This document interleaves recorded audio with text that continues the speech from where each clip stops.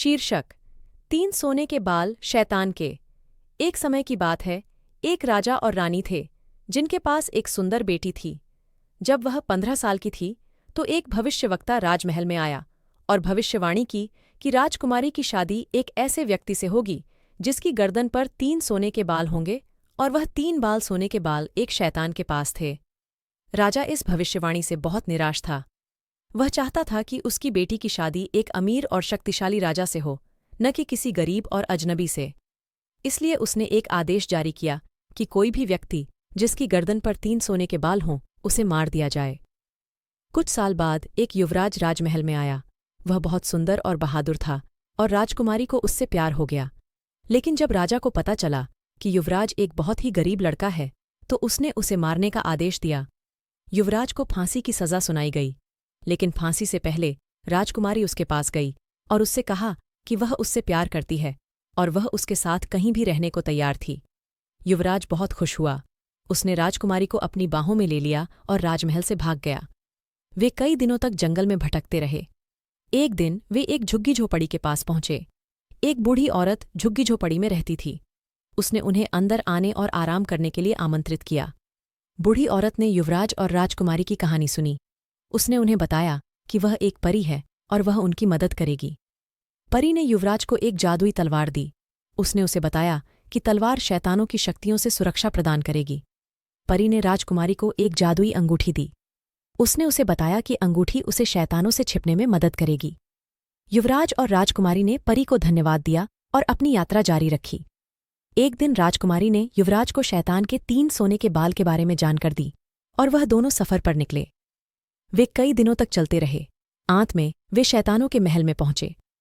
महल बहुत बड़ा और डरावना था। यह पत्थर से बना था और इसकी खिड़कियां अंधेरी थीं। युवराज पुत्र और राजकुमारी ने महल में प्रवेश किया।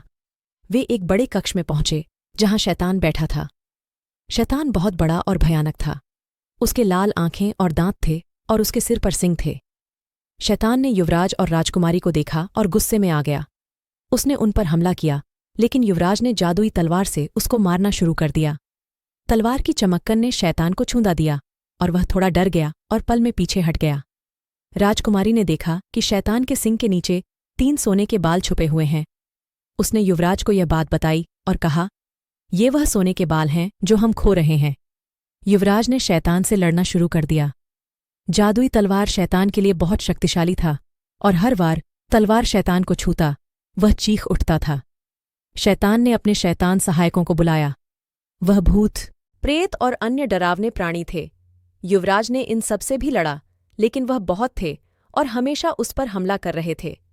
राजकुमारी ने जादुई अंगूठी पहनी और एक चमकदार रोशनी निकाली जिसने शैतान के सहायकों को अंधा कर दिया। इस मौके का फायदा उठाते हुए युवराज ने शैतान पर एक आखिरी और जोर का वार किया। तलवार शैतान के सिर पर लगा और वह जोर से चीखता हुआ गिर गया। उसके सिंग टूट गए और 3 सोने के बाल बाहर आ गए। युवराज ने सोने के बाल लिए और राजकुमारी के साथ महल से भाग गया। शैतान के बिना उसके सहायक कुछ भी नहीं कर सके। वह युवराज और राजकुमारी का पीछा नहीं कर सके। कुछ दिनों बाद युवराज और राजकुमारी अपने राज्य में वापस आ गए। राजा और रानी अपनी बेटी को देखकर बहुत खुश हुए। जब उन्होंने सुना कि युवराज ने शैतान को हराया है और 3 सोने के बाल ले आया है तो वह उसकी बहादुरी से और भी ज्यादा खुश हुए। राजा ने युवराज और राजकुमारी की शादी कर दी। शादी बहुत धूमधाम से हुई। युवराज और राजकुमारी खुश होकर अपने राज्य में राजा और रानी बनकर रहे। सोने के बाल को एक पवित्र मंदिर में रखा गया था। कभी भी कोई शैतान वापस आकर परेशान करे तो सोने के बाल की शक्ति उसे रोकने में मदद करेगी। यह कहानी यह बताती है कि प्यार और हिम्मत हर मुश्किल पर जीत सकते हैं। यह भी बताती है कि सच्ची मदद कभी भी अनजान जगह से मिल सकती है। इस कहानी से हम यह सीखते हैं कि प्यार और हिम्मत हर मुश्किल पर जीत सकते हैं। यह बताती है कि कोई भी समस्या कितनी भी बड़ी क्यों न हो, अगर हमारे पास सही रास्ता और सही सहायक हैं तो हम उसका सामना कर सकते हैं और उसे पार कर सकते हैं।